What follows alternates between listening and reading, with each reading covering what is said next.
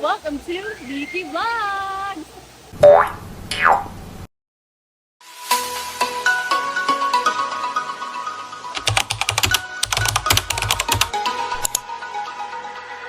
Episode, we're going to Bato Springs! Let's go! Looking for another DIY travel? Tara sa Laguna, a budget-friendly destination near Metro Manila. Walang service, Commute is the key, and Nicky Vlogs is the answer. Watch this video as we head over to some places in the south. For 193 pesos, we took jackliner at Cubao bus terminal going to Lucena, and we asked the driver to drop us off at San Pablo. Hi! Hello. So, time check 5:35. Yata, alis na kami.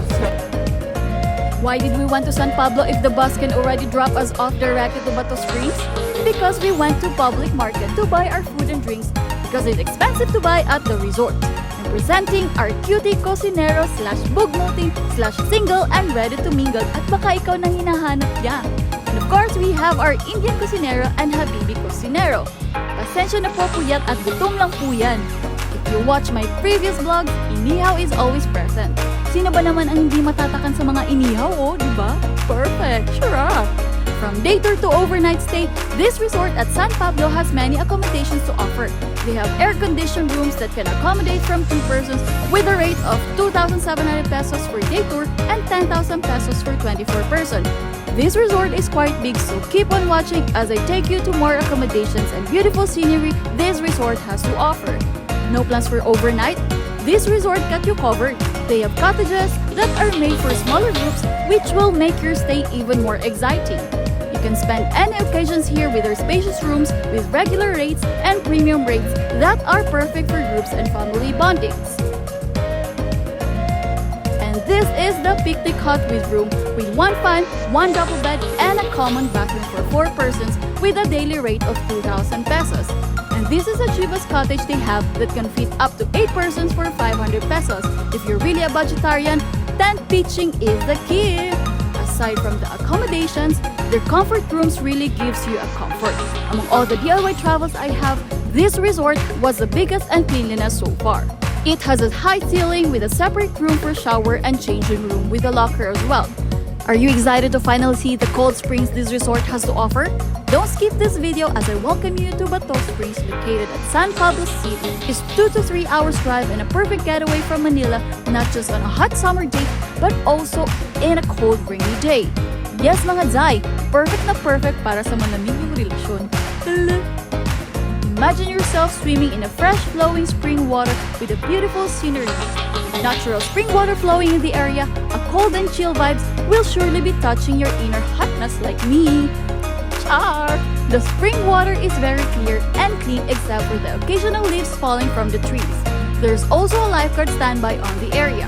Despite that Bato Springs is man-made, the flow of water still comes from the natural springs. This resort is recommended for your out-of-town getaways with your friends, couple dates, team buildings, family outings, and of course, aura-aura with yourself. Perfect! Here at Bato Springs, you can enjoy the cold natural spring water and take time to relax away from the busy city life. Bato Springs Resort is designed with pools surrounded by trees that gives an enjoyable and relaxing nature feel.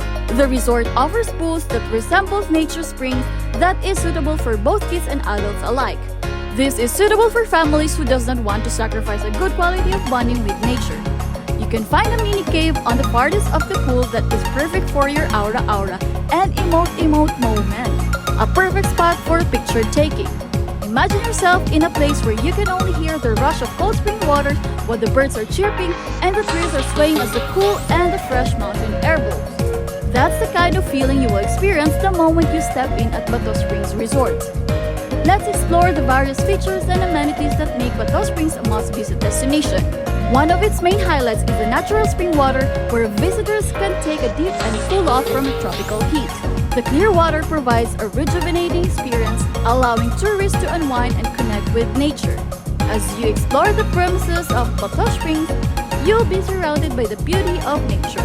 Aside from the icy cold crystal clear water at Mahayhay on my previous DIY travel, Bato Springs has also clear natural spring water. You may check on the description below for our DIY travel at Mahayhay, Laguna. This man-made waterfall is the highlight of Bato Springs Resort. With the limited network coverage, this might be an opportunity to discover from technology and fully immerse in the peaceful surroundings. Bato Springs has a tile swimming pool with an impressive man-made falls beside the pool. The water from the tile pool is also coming from the natural spring water. Since the area has a limited network signal, it's the perfect chance to bond with your loved ones, engage in a meaningful conversation, and truly appreciate the wonders of nature without constant digital distractions. Bato Spring has a sari store with an expensive selection of food and drinks. Coffee, choco, or cappuccino.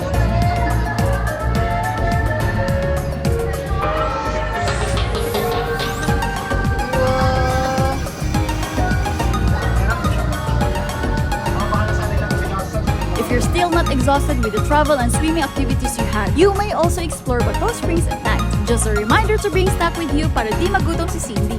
Char! Exploring Bato Springs at night is quite exciting.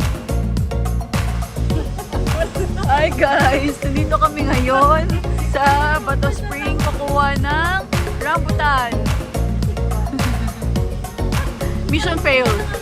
Aside from the failed rambutan picking, all you can see is the light from the other rooms and Mama Mary.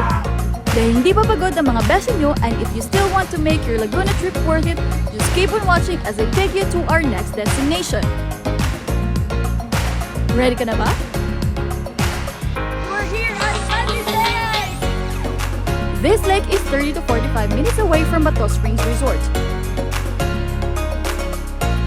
Tourists can rent bamboo rafts within 2 hours for 550 per head and enjoy 5 dishes of food while floating on the center of the 100 feet deep fresh water. Activities you may enjoy are swimming, fishing, trekking, and swinging by the lake. Once you reach the farthest point of the lake, you have an option to do a 3 to 5 minutes trekking if you wish to see the twin crater lake of Pandin Lake that is separated only by a narrow strip of land, the Yambo Lake. Did you know that San Pablo is known as the city of 7 lakes, and these lakes were formed by spring-heated eruptions when the shallow lava from Mount San Cristobal intersected the groundwater and blew out the overlaying rocks. Max English yarn.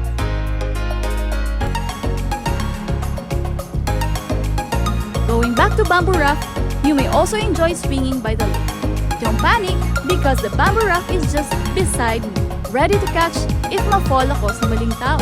Hello? O diba, enjoy na enjoy yan? Kahit 100 feet pa yung lalim ng lake. Aba, tumayo pa talaga.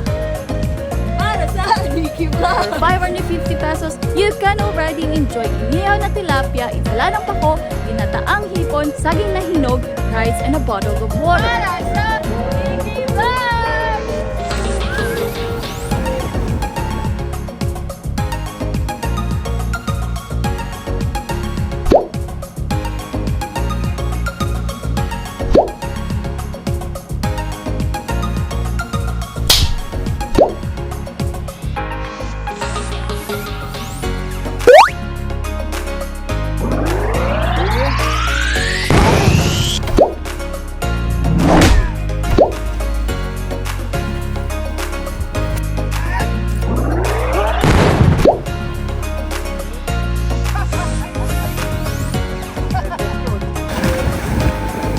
Kaya pa?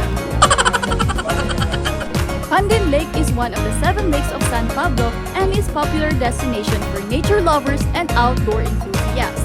If you're searching for a peaceful, stunning environment where you can unwind in nature, Pandin Lake is the perfect choice. A unique highlight of Pandin Lake is its clear, emerald green water that makes it perfect for a bamboo raft ride and is the perfect way to experience the lake's serene beauty up close. Thank you for watching! See you in my next vlog! Bye! Don't forget to follow my page and subscribe my YouTube channel for more DIY travel.